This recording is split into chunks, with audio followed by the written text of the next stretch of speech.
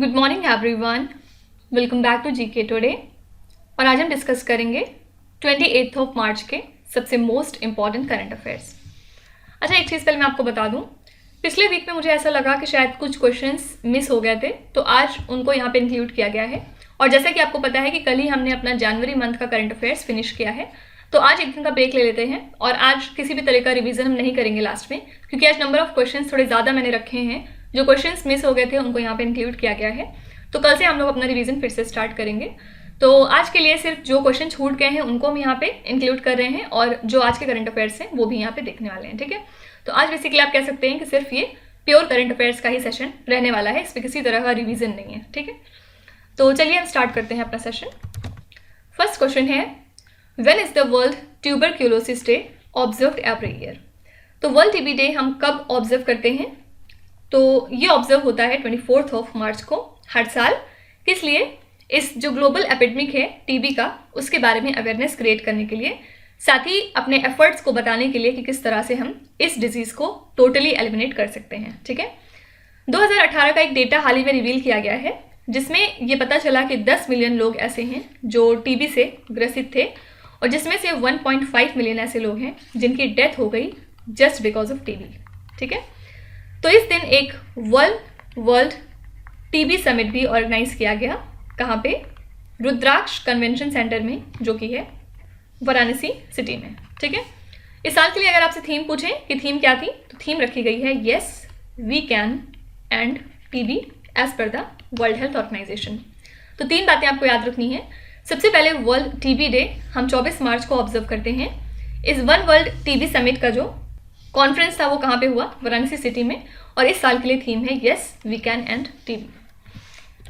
Next है, which country conducts the multi domain air land exercise named as exercise Vayu Prahar? आपको बताना है कि कौन सी कंट्री है जो एक multi domain air land exercise conduct करती है जिसका नाम है वायु प्रहार। तो ये इंडिया की एक्सरसाइज है जो इंडियन आर्मी कंडक्ट करती है इंडियन एयरफोर्स के साथ मिलके। कहाँ पे? हमारे LAC के पास, लाइन ऑफ एक्चुअल कंट्रोल के पास। और ये एक्सरसाइज हमारे एफर्ट्स का पार्ट है जो हम लेते हैं to enhance the tactical level jointness between the Indian defence forces, ताकि जो इंडियन डिफेंस फोर्सेस के बीच की कॉपरेशन है वो और मजबूत हो सके। ठीक है, तो आपको याद रखना है कि वायु प्रहार कौन सी कंट्री कंडक्ट करती है, तो ये है इंडिया। कुछ इंपॉर्टेंट एक्सरसाइज अगर यहाँ पे रिवाइज करें तो सबसे पहली है इसमें अल नगा। अल नगा एक्सरसाइज होती है इंडिया और ओमान के बीच की। फिर सेकंड है, जिसके बारे में कुछ दिनों पहले ही हमने पढ़ा है, ये है bold Kurukshetra. Bold Kurukshetra exercise है इंडिया और सिंगापुर के बीच की। ठीक है, फिर इसके बाद नेक्स्ट है कुवरिंग। कुवरिंग हम कंडक्ट करते हैं मालदीव्स के साथ। फिर नेक्स्ट है गरुड़ शक्ति। गरुड़ शक्ति एक्सरसाइज है इंडिया और इंडोनेशिया के बीच की। फिर नेक्स्ट है hand in hand. Hand in hand हम करते हैं चाइना के साथ। फिर एक और है जिसका नाम है खंजर। खंजर एक्सरसाइज इंडिया कंडक्ट करता है किस कंट्री के साथ? किर्गिस्तान। किर्गिस्तान के साथ हम ये एक्सरसाइज कंडक्ट करते हैं। फिर नेक्स्ट है लैमितीय। लैमितीय इंडिया कंडक्ट करता है सीशेल्स के साथ। ओके, फिर एक लास्ट और देख लेते हैं जिसका नाम है नोमैडिक एलिफेंट। ये हम करते हैं मंगोलिया कंट्री के साथ। अच्छा, आपको कमेंट्स में बताना है कि जो मित्र शक्ति एक्सरसाइज है ये इंडिया किस कंट्री के साथ मिलके करता है। सब लोग अपने जवाब कमेंट्स में मेंशन करेंगे। नेक्स्ट है, विच स्टेट और the union territory pass the media persons protection bill 2023? कौन सा स्टेट है जिसने मीडिया पर्सन्स प्रोटेक्शन बिल 2023 को हाल ही में पास किया है? ये बिल है छत्तीसगढ़ स्टेट गवर्नमेंट का, और इसका एम है जो वहाँ पे मीडिया पर्सन्स हैं उनको प्रोटेक्शन प्रोवाइड करना, साथ ही जो वायलेंस होता है उनके अगेंस्ट उसको भी प्रिवेंट करना। तो याद रखिएगा, मीडिया पर्सन्स प्रोटेक्शन बिल हाल ही में पास किया है छत्तीसगढ़ की स्टेट गवर्नमेंट ने। और इसी के सिमिलर लाइन पे कुछ दिनों पहले हमने देखा था कि राजस्थान गवर्नमेंट ने एक एडवोकेट प्रोटेक्शन बिल जारी किया था, और इसका काम क्या था? जो वहाँ पे स्टेट में एडवोकेट्स हैं उनके राइट्स को बेसिकली प्रोटेक्ट करना। ठीक है, नेक्स्ट है, विच institution released the triple threat report? कौन सी इंस्टीट्यूट है जो ट्रिपल थ्रेट रिपोर्ट को रिलीज करती है? इसको हाल ही में जारी किया है यूनिसेफ ने, और इस रिपोर्ट में इन्होंने बताया है कि जो दुनिया की वर्स्ट इम्पैक्टेड कंट्रीज़ हैं बिकॉज ऑफ वाटर स्कैसिटी, वहाँ पे जो वॉश रिलेटेड हमारे प्रोग्राम्स हैं उनकी प्रॉपर मॉनिटरिंग नहीं होने की वजह से ये जो एरियाज़ हैं ये काफ़ी ज़्यादा अफेक्टेड दिख रहे हैं। ठीक है, तो रिपोर्ट के अंदर क्या था ये आपसे कभी नहीं पूछा जाएगा, बस याद रखिएगा कि ट्रिपल थ्रेट रिपोर्ट किसकी है, यूनिसेफ की। और एक और रिपोर्ट हाल ही में जारी हुई है जिसका नाम है टेक्नोलॉजी एंड इनोवेशन रिपोर्ट 2023, और इस रिपोर्ट को हाल ही में जारी किया है United Nations conference on trade and development ने। इसमें इन्होंने बताया कि जो ग्लोबल इकोनॉमिक इनइक्वालिटीज़ हैं वो और ज़्यादा बढ़ती जा रही हैं क्योंकि जो हमारी डेवलपिंग कंट्रीज़ हैं वो सबसे ज़्यादा ग्रीन टेक्नोलॉजी से बेनिफिट कर रही हैं। ठीक है, तो रिपोर्ट के अंदर क्या है ये आपके एग्जाम में कभी भी नहीं पूछा जाएगा, और बस आपसे टाइटल देके ऐसे पूछ लेंगे कि ये रिपोर्ट किस इंस्टीट्यूट या ऑर्गेनाइजेशन ने जारी करी है, तो आपको बस ये नाम याद रखना है। ठीक है, जैसे टेक्नोलॉजी एंड इनोवेशन रिपोर्ट जो है ये किसने जारी करी, United Nations conference on trade and development ने।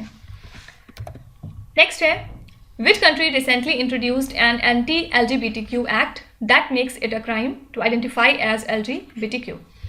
कौन सी कंट्री है जिसने एक एंटी LGBTQ एक्ट इंट्रोड्यूस किया है और उसके बाद LGBTQ होना ही एक क्राइम हो चुका है उस कंट्री में? ये कंट्री है युगांडा।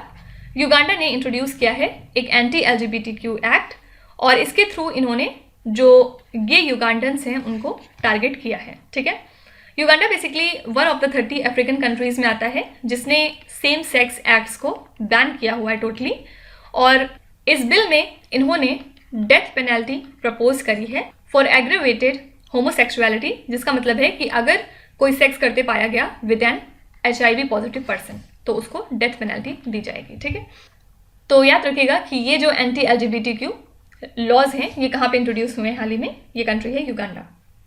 इसके अलावा कुछ दिनों पहले हमने देखा था कि स्पेन कंट्री ने कुछ नए ट्रांसजेंडर रूल्स बनाए थे जिसमें इन्होंने बताया कि जो भी लोग 16 ईयर्स के ऊपर हैं वो अपना जो जेंडर है उसको खुद से आइडेंटिफाई कर सकते हैं या चेंज कर सकते हैं विदाउट किसी की परमिशन या without any type of medical supervision. ठीक है, और वहीं जो 12 to 13 के बीच में हैं उनको जज की परमिशन लेनी पड़ेगी, और जो 14 और 15 के बीच में हैं उनको पेरेंट्स की परमिशन की ज़रूरत पड़ेगी या फिर उनके साथ कोई लीगल गार्डियन आए जो इसको ऑथेंटिकेट कर सके। ठीक है, लेकिन जो भी लोग 16 प्लस हैं वो ईजिली अपना जेंडर जो है वो चेंज कर सकते हैं विदाउट एनी मेडिकल सुपरविजन। ठीक है, नेक्स्ट क्वेश्चन है, Marburg virus which was seen in the news recently has killed over 5 people in which country. Marburg virus की वजह से कौन सी कंट्री में हाल ही में 5 लोगों की डेथ हुई है? बेसिकली ये जो मार्बर्ग वायरस है ये एबोला लाइक वायरस है जिसकी वजह से वायरल फीवर आता है, और हाल ही में इसकी वजह से 5 लोगों की डेथ हुई है तंजानिया कंट्री में। इसमें सिम्टम्स सेम ही है एबोला की तरह, लाइक फीवर, फिर मसल पेन वगैरह होता है, डायरिया हो जाता है, वोमिटिंग होती है एट्सेट्रा, और समटाइम्स क्या होता है कि ब्लड लॉस की वजह से जो पर्सन है वो डेथ की तरफ भी ले जाया जाता है। ठीक है, तो बहुत सारे लोग इस वायरस से हर साल ख़त्म होते हैं और सबसे ज़्यादा इसके केसेस पाए गए हैं अफ्रीका कंट्री में। तो हाल ही में तंजानिया कंट्री में ये वायरस काफ़ी ज़्यादा अफेक्ट कर रहा है लोगों को। नेक्स्ट है, which country has launched love better campaign to help teenagers recover from breakups. कौन सी कंट्री है जिसने लव बेटर कैंपेन को लॉन्च किया है टीनेजर्स को हेल्प करने के लिए ताकि वो ब्रेकअप से ईजिली रिकवर हो सकें?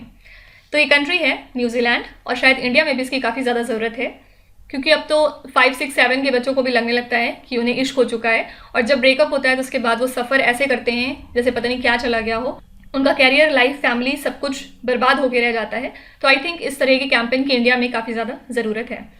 तो न्यूजीलैंड की गवर्नमेंट ने इस कैंपेन को लॉन्च किया है ताकि ये वहाँ के टीनेजर्स को हेल्प कर सकें ब्रेकअप से रिकवर करने में, और स्पेसिफिकली इसमें टारगेट किया गया है हमारी जनरेशन Z को। ठीक है, तो इस कैंपेन में लगभग $4 मिलियन वहाँ की गवर्नमेंट फंड करेगी अगले 3 सालों में।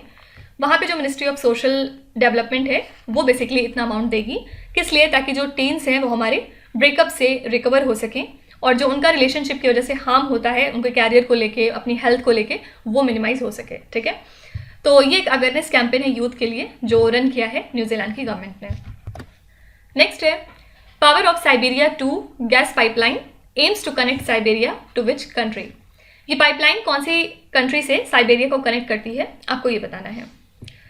तो इसका एम है कि ये साइबेरिया को नॉर्थ वेस्टर्न चाइना से कनेक्ट कर सके, और इसके लिए एक बायलैटरल एग्रीमेंट साइन हुआ है रशिया और चाइना के बीच हाल ही में।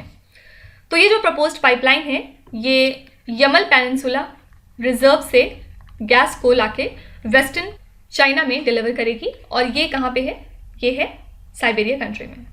ठीक है, तो जैसा कि हम जानते हैं कि चाइना जो है ये दुनिया की टॉप एनर्जी कंज्यूमर है, साथ ही ये ग्रोइंग गैस कंज्यूमर भी है, तो इसी वजह से ये इनिशिएटिव लिया गया है। तो आपको याद रखना है कि power of Siberia 2 gas pipeline कौन सी 2 कंट्रीज को कनेक्ट कर रही है, चाइना और साइबेरिया को। इसके अलावा अगर हम बात करें इंडिया बांग्लादेश फ्रेंडशिप पाइपलाइन की, तो ये काफ़ी ज़्यादा न्यूज़ में था पिछले दिनों, क्योंकि हमारे प्राइम मिनिस्टर नरेंद्र मोदी और बांग्लादेश की प्राइम मिनिस्टर शेख हसीना ने मिलकर इस इंडिया बांग्लादेश फ्रेंडशिप पाइपलाइन को इनॉग्रेट किया था वाया वीडियो कॉन्फ्रेंसिंग। और ये पहली ऐसी पाइपलाइन है जिसके थ्रू रिफाइंड डीजल हम सप्लाई करेंगे बांग्लादेश को, और इस प्रोजेक्ट को बिल्ड किया जा रहा है under the grant assistance from the government of India. ठीक है, नेक्स्ट है which union ministry provides financial assistance for work shed scheme for khadi artisan. कौन सी मिनिस्ट्री है जो फाइनेंशियल हेल्प प्रोवाइड कर रही है for work shed scheme for khadi artisan. तो इसके थ्रू एक बेटर वर्किंग एनवायरनमेंट दिया जा रहा है हमारे खादी आर्टिजन्स को, और इसका एम है स्टोरेज स्पेस प्रोवाइड करना फॉर रॉ मटेरियल और finished goods, semi finished goods etcetera. और ministry of MSME through KVIC मतलब Khadi and village industries commission provide करेगी हेल्प हमारे आर्टिजन्स को to construct the workshed under the workshed scheme for khadi artisan. तो आपको याद रखना है कि इसके लिए कौन सी मिनिस्ट्री इससे एसोसिएटेड है, ये है मिनिस्ट्री ऑफ एमएसएमई। नेक्स्ट है union ministry of defence entered a contract with which institution for supply of this MPR Arudra radar.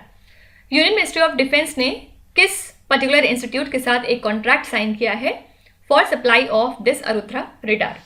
तो ये मीडियम पावर रेडार है अरुद्रा, जो कि एक 4D मल्टी फंक्शन फेस्ड अरे रेडार है जिसको डेवलप किया है DRDO ने, और इसको मैन्युफैक्चर किया है BEL ने, मतलब भारत इलेक्ट्रॉनिक्स लिमिटेड ने। तो हमारी यूनियन मिनिस्ट्री ऑफ डिफेंस ने डिसाइड किया है कि वो BEL के साथ ये कॉन्ट्रैक्ट साइन करेंगे, जिसके बाद इन रेडार्स को सप्लाई किया जाएगा हमारी इंडियन एयरफोर्स को। ठीक है, तो आपको याद रखना है कि MPR का फुल फॉर्म क्या होता है, मीडियम पावर रेडार, और इसको डिज़ाइन कौन कर रहा है, ये है भारत इलेक्ट्रॉनिक्स लिमिटेड। नेक्सट है exercise Konkan 2023 is a bilateral maritime exercise between India and which other country. ये कौन सी 2 कंट्रीज के बीच की एक्सरसाइज है, तो ये बायलैटरल मैरीटाइम एक्सरसाइज है between the UK's royal navy and the Indian navy, और इस साल ये मार्च मंथ में ही हो रही है। कहाँ पे, off the Konkan coast in the Arabian sea. India की तरफ से इसमें पार्टिसिपेट करने जा रही है INS त्रिशूल। ठीक है, तो याद रखिएगा कि एक्सरसाइज कोनकन इंडिया और UK के बीच की एक्सरसाइज है, और इस साल इंडिया की तरफ से इसमें INS त्रिशूल पार्टिसिपेट होने जा रही है। अच्छा, आई थिंक सितंबर मंथ में हमने तारागिरी के बारे में पढ़ा था। ये क्या चीज़ है, ये बेसिकली 3rd स्टेल्थ फ्रिगेट है इंडियन नेवी के प्रोजेक्ट 17A की, और इसको लॉन्च किया है मेजगॉन डॉकयार्ड शिप बिल्डर्स लिमिटेड ने। तो प्रोजेक्ट 17A क्या है, इसके अंदर ये डिसाइड हुआ है कि 7 तरह की स्टेल्थ फ्रिगेट्स को डेवलप किया जाएगा। कितनी लागत के साथ, 50,000 करोड़ रुपए के साथ। और इस साथ में जो 3 फ्रिगेट्स हैं ये कॉन्ट्रैक्ट साइन हुआ है GRSE के साथ, ये डेवलप करेंगे, और जो रेस्ट 4 फ्रिगेट हैं उसको डेवलप करेगी government owned Mazagon dockyard ship builders limited. Fine, तो जो पहली दोनों थी उनका क्या नाम था, फर्स्ट वाली का नाम था हिमगिरी, और इसको डेवलप किया था GRSE ने। फुल फॉर्म क्या है, garden reach ship builders and engineers Kolkata ने, और इसको वाटर पे लॉन्च किया गया था। सेकेंड इसमें था उदयगिरी, और इसको लास्ट ईयर मई मंथ में लॉन्च किया गया था। ठीक है, थर्ड इसमें अब कौन सी है, तारागिरी। नेक्स्ट है Gooty Pendekallu line which was seen in the news recently is a part of which railway link. ये लाइन किस रेलवे लिंक का हिस्सा है, आपको ये बताना है। एक्चुअली इंडियन गवर्नमेंट ने हाल ही में एक प्रोजेक्ट सैंक्शन किया है जिसमें डिसाइड हुआ है कि जो गुटी पेंडाकल्लू लाइन है इसको डबल किया जाएगा, और ये पार्ट है हमारी हैदराबाद बेंगलुरु रेलवे लिंक का। बेसिकली आप कह सकते हैं कि ये जो सेक्शन है ये मेजर लिंक है ट्रेन्स के लिए जो ऑपरेट करती हैं between northern and southern parts of India, और एस्टिमेटेड कॉस्ट इस प्रोजेक्ट के लिए कितना रखा गया है, 352 करोड़ रुपीस। तो ये जो गुटी पेंडाकल्लू लाइन है ये एसेंशियल है गुंटाकाल डिवीज़न के लिए, जिसमें कि बहुत ज़्यादा ट्रेन ट्रैफिक रहता है फ्रॉम बेंगलुरु टू हैदराबाद। तो आपको बस याद रखना है कि ये लाइन हिस्सा है हमारी हैदराबाद बेंगलुरु रेलवे लिंक का। नेक्स्ट है, which day is celebrated as Shaheed Diwas to commemorate the anniversary of the execution of Sukhdev Thapar, Bhagat Singh and Shivaram Rajguru. कौन सा दिन है जो हम सेलिब्रेट करते हैं एज शहीद दिवस? किस लिए? क्योंकि इसी दिन सुखदेव, भगत सिंह और राजगुरु को फांसी की सजा दी गई थी। तो शहीद दिवस, जिसको हम मार्टिर्स डे के नाम से भी जानते हैं, इसको हर साल हम ऑब्जर्व करते हैं 23 ऑफ मार्च को। इन मार्टिर्स को होमेज या ट्रिब्यूट पे करने के लिए, जिन्होंने अपनी जानों को सेक्रीफाइस किया फॉर इंडियाज फ्रीडम। और यही दिन है जब इन तीनों को फांसी की सजा दी गई थी। कौन से साल में? 1931 में। तब से हम लोग इनके सैक्रिफाइस को ट्रिब्यूट पे करने के लिए शहीद दिवस ऑब्जर्व करते हैं 23 ऑफ मार्च को। नेक्स्ट है, Sagar Manthan is the real time performance monitoring dashboard of which union ministry. Sagar Manthan किस यूनियन मिनिस्ट्री का एक real time performance monitoring dashboard है? आपको ये बताना है। सागर मंथन को एक्चुअली हाल ही में लॉन्च किया गया है और ये एक real time performance monitoring dashboard है ministry of ports, shipping and waterways का। कि डैशबोर्ड बेसिकली ऑर्गेनाइजेशंस को हेल्प करता है अपने प्रोग्रेस को ट्रैक और मॉनिटर करने में, प्रोजेक्ट से रिलेटेड, साथ ही की परफॉर्मेंस इंडिकेटर से रिलेटेड। ठीक है, तो सागर मंथन किस मिनिस्ट्री से एसोसिएटेड है? ये है ministry of ports, shipping and waterways. Last question है, Russia unveiled a broad long term blueprint for deepening relations with which country. रशिया ने हाल ही में किस कंट्री के साथ अपने रिलेशंस को मजबूत करने के लिए एक बहुत बड़ा लॉन्ग टर्म ब्लूप्रिंट जारी किया है? तो चाइना और रशिया ने अनवील किया है ये ब्रॉड लॉन्ग टर्म ब्लूप्रिंट अपने रिलेशंस को और ज़्यादा मजबूत करने के लिए, क्योंकि हाल ही में चाइना के जो प्रेसिडेंट हैं शी जिनपिंग, इन्होंने विजिट किया था मॉस्को को और इन्होंने बात करी थी रशिया के प्रेसिडेंट व्लादिमीर पुतिन के साथ। तो दोनों ही कंट्रीज़ ने ये प्लेज लिया है कि वो यूएस का जो इंडो पैसिफिक स्ट्रेटजी है उसको लेट डाउन करेंगे। ठीक है, तो बस याद रखना है कि ये जो ब्लूप्रिंट जारी हुआ है ये रशिया और चाइना का है। और इनके बारे में याद रखिएगा, जो रशिया के प्रेसिडेंट हैं, कि हाल ही में इंटरनेशनल क्रिमिनल कोर्ट ने अरेस्ट वारंट जारी किया था अगेंस्ट रशिया के प्रेसिडेंट व्लादिमीर पुतिन। रीज़न क्या था? क्योंकि इन्होंने यूक्रेन से बच्चों को इलीगल तरीके से अपनी कंट्री में शिफ्ट किया था। ठीक है, आईसीसी की बात करें तो इसका हेडक्वार्टर्स है हेग, नीदरलैंड्स में। राइट, तो इसी के साथ हमने आज के सभी इंपॉर्टेंट करंट अफेयर्स को कवर कर लिया और जो क्वेश्चन पेंडिंग थे वो भी यहाँ पे कंप्लीट हो चुके हैं। तो कल से हम लोग अपना रिवीजन स्टार्ट करेंगे। अच्छा, एक चीज़ लास्ट में मैं आपको बता दूं कि ये जो क्वेश्चंस हैं ये पार्ट है हमारी डेली 20 MCQ सीरीज़ का। तो अगर आप उसको सब्सक्राइब करते हैं, जो कि एप्लीकेशन में चल रही है, तो आपको ये सारे क्वेश्चंस एक वेल ऑर्गेनाइज्ड फॉर्मेट में दिए जाएंगे अलॉन्ग विद एक्सप्लेनेशन, जिसमें आप अपनी तैयारी और बेहतर तरीके से कर सकते हैं। तो चलिए आपकी क्विज की तरफ चलते हैं। ये 5 क्वेश्चंस हैं जिनको आपको ध्यान से पढ़ना है और इसका जवाब आपको कमेंट्स में लिखना है। तो यहाँ पे वीडियो को पॉज करिए, एक एक करके ध्यान से क्वेश्चन को पढ़िए। जो भी आपको आते हैं वेल एंड गुड, और जो नहीं आते कोई भी बात नहीं, विथ टाइम डेफिनेटली आपका स्कोर इंप्रूव करेगा। बस आपको कंसिस्टेंट और परसिस्टेंट रहने की ज़रूरत है। So that's it for today. I hope you have like the session. आज का सेशन आपको कैसा लगा ज़रूर बताइएगा कमेंट्स में। साथ ही साथ आपका कोई भी रिव्यू है, फीडबैक है या फिर सजेशन है तो वो भी आप हमें बता सकते हैं। हमें जानकर खुशी होगी और हम पूरी कोशिश करेंगे उसको इम्प्लीमेंट करने की। तो कल फिर हम मिलेंगे सेम टाइम सेम जगह कल के करंट अफेयर्स के साथ। Till then stay tuned. Thank you so much for watching and please do not forget to subscribe to GK Today. With this, Minuz Hadsana signing off.